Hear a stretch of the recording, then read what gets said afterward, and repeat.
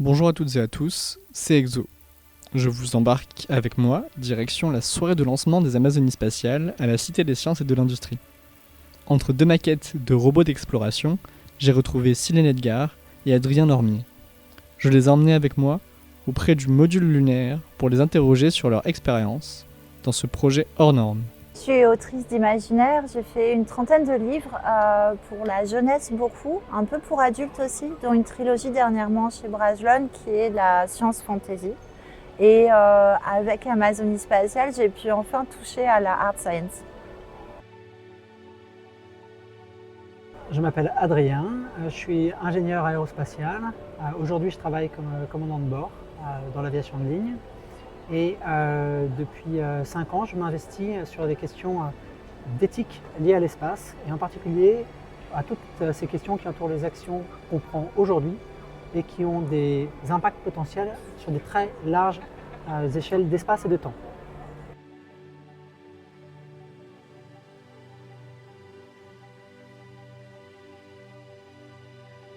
C'est la casquette d'expert en éthique de l'espace qui m'a amené ici. Et un programme de recherche que je porte qui travaille sur ces questions d'éthique aux grandes échelles et qui nous amène aujourd'hui à fonder vers un institut de recherche sur l'éthique appliquée à l'impact de l'homme sur le cosmos.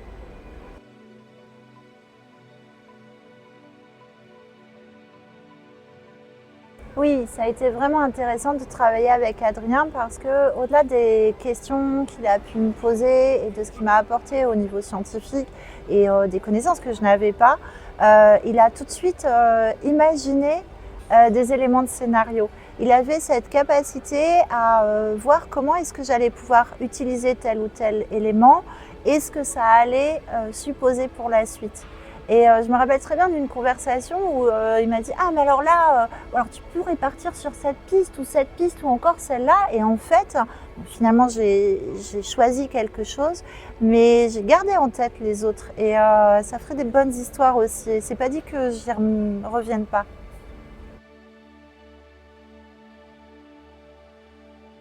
En fait, on devait se voir dans la résidence au fur et à mesure. Donc, on s'est rencontrés et puis on s'est appelés. Et ce qui était vraiment intéressant, c'est que j'ai créé, après ces discussions en fait, d'habitude, quand j'ai besoin d'un élément, j'écris et puis je vais chercher le scientifique ou je vais chercher l'information une fois que la question se pose. Et là, non, on a pu travailler ensemble dès le début et donc c'est évident que je ne serais pas partie sur ces hypothèses-là sans avoir discuté avec Adrien.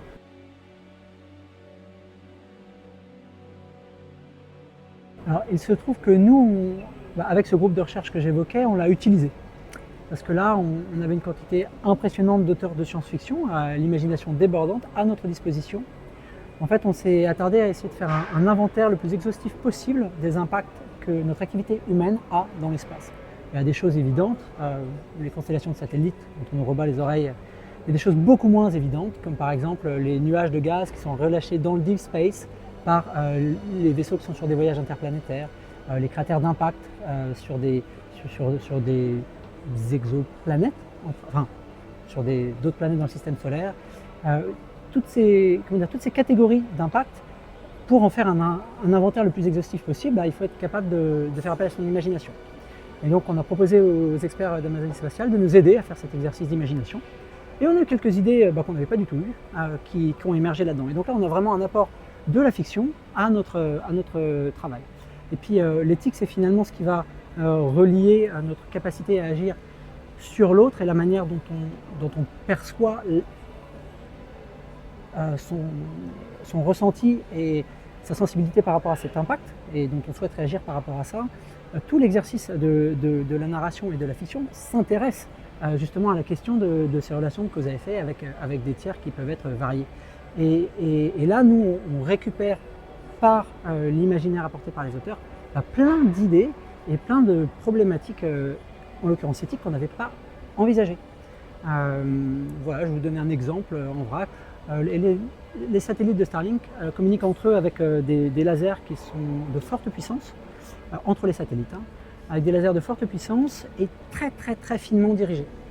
Et une question qui a émergé à l'issue des interactions avec l'équipe d'Amazonie Spatiale, c'est est-ce que la forte puissance et la très faible largeur du faisceau, multipliée par la quantité de ces faisceaux, puisqu'on en a 4 par satellite, donc plus de 4000 aujourd'hui, ne génère pas un signalement suffisant pour qu'il soit détectable par les exoplanètes proches, typiquement celles qu'il y a autour de Proxima de Centaure.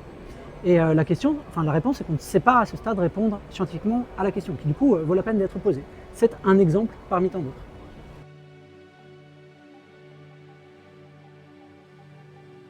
C'est évident que quand on écrit de la science-fiction, on n'est pas en train de jouer à Madame Irma.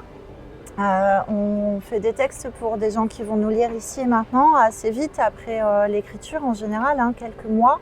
Et de fait, il faut faire des recherches pour que d'une part ce soit crédible, réaliste pour le lectorat qui attend ça, en science-fiction en tout cas, qui râle si c'est trop poétique. Et en même temps, il faut réussir à l'amener sur des choses qu'il ne peut imaginer. Le réel est parfois l'ennemi du réalisme, puisque on a appris beaucoup de choses pendant la résidence, y compris des choses que les gens ne souhaitent pas ou ne veulent pas croire encore. Et donc les recherches, elles vont être très dirigées, non pas tant vers une exhaustivité ou une vérité scientifique, mais vers la constitution d'un matériau qui sera lisible et compréhensible et entendable par un public actuel. Et donc de faire le tri entre tout ce qu'on a reçu et ce qui va toucher les gens. Du storytelling. Si ça ne marche pas, on ne va pas lire l'histoire. Alors que les chercheurs, ils foncent.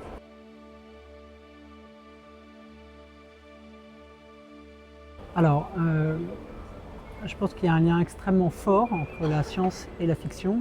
Alors, la science, ça recouvre plein de domaines, tout ce qui va être science de l'ingénieur.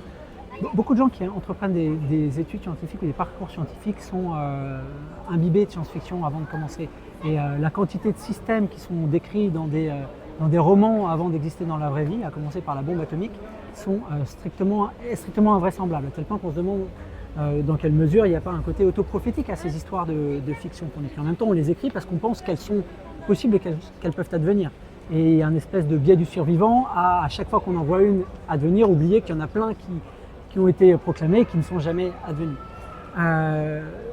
Donc il y a un lien au niveau de l'inspiration. Pour la question qui occupe notre groupe de recherche, l'impact de l'homme sur le cosmos, on s'aperçoit qu'on est très frustré quand il s'agit de communiquer ou d'interagir avec des gens autour de ces questions, parce que les imaginaires des non-spécialistes sont bloqués par des paradigmes de science-fiction qui ne sont pas réalistes. La majorité des gens, à coup de surexposition à des Star Wars, des Star Trek, pensent que l'espace, on peut se téléporter, on peut aller plus vite que la lumière, qu'on est dans le paradigme de la physique. Ce n'est pas le cas, ça induit d'énormes limitations. En fait, quand on creuse un peu les questions narratives liées à cela, il apparaît que quand on raconte des histoires entre êtres humains, il faut que les gens puissent tomber amoureux, qu'ils puissent éventuellement se battre, s'embrouiller, discuter. Enfin, il faut que l'histoire elle tienne dans la durée de vie d'un être humain. Or, comme les relations de cause à effet sont limitées par la vitesse de la lumière et que les distances sont absolument énormes, très rapidement, quand on a une histoire qui se passe entre deux systèmes solaires, les gens sont morts. Donc on va faire appel à de la permanence de l'identité. On va trouver dans Dune, par exemple, des histoires de clones qui vont faire une permanence de l'identité pour que l'histoire puisse continuer au-delà, ou alors à des systèmes qui s'affranchissent des questions physiques.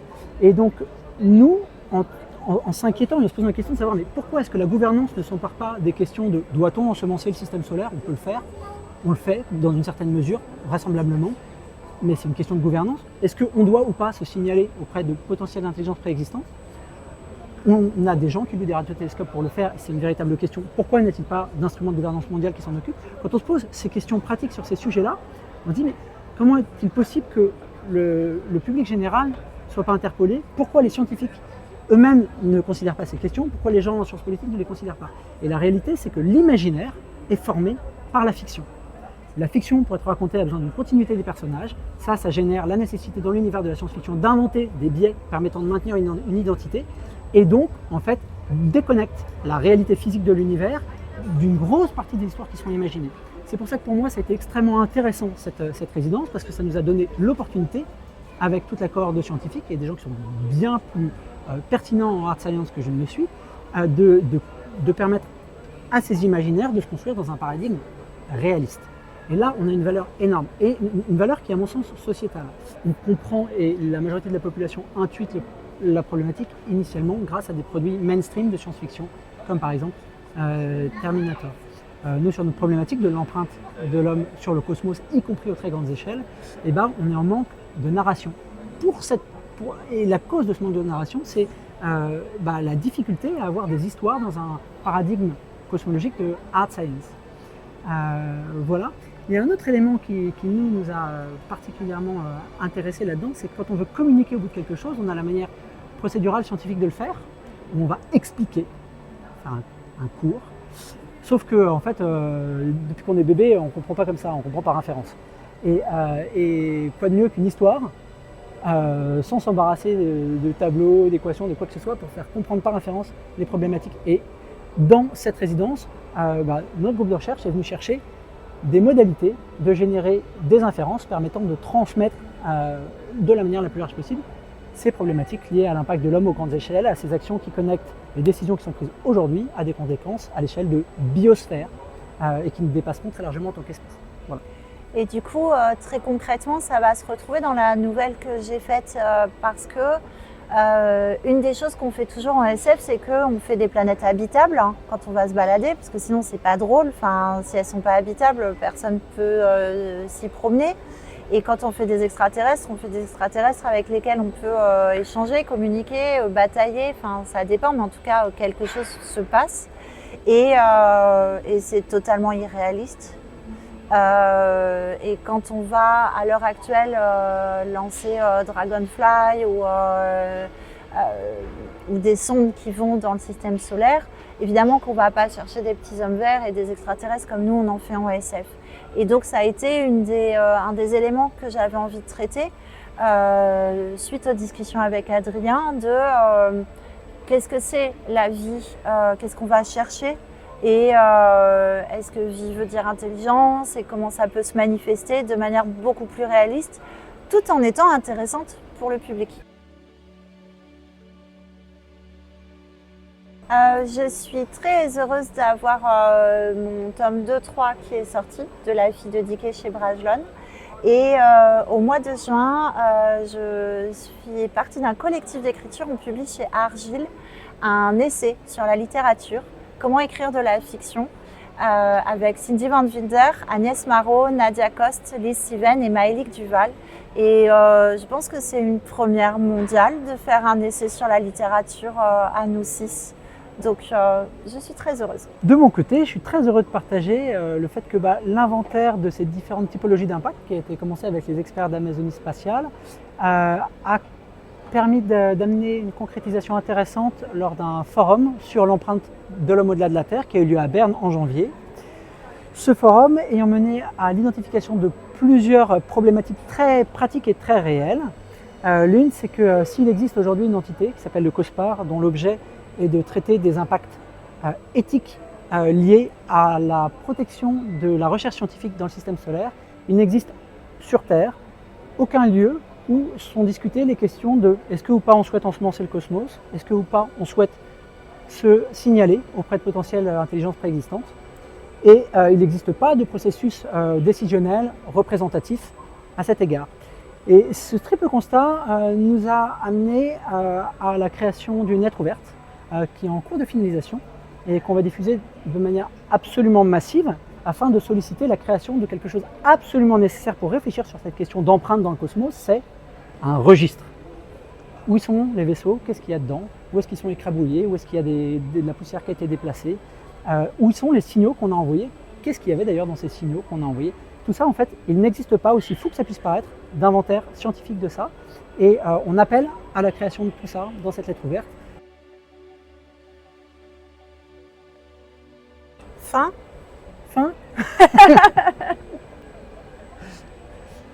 Merci beaucoup. Merci. Bon, le mot de la fin, on préparera bien. Merci beaucoup d'avoir regardé cet entretien. S'il vous a plu, pensez à nous le dire et nous en ferons bien d'autres. Abonnez-vous et likez, vous ferez des heureux.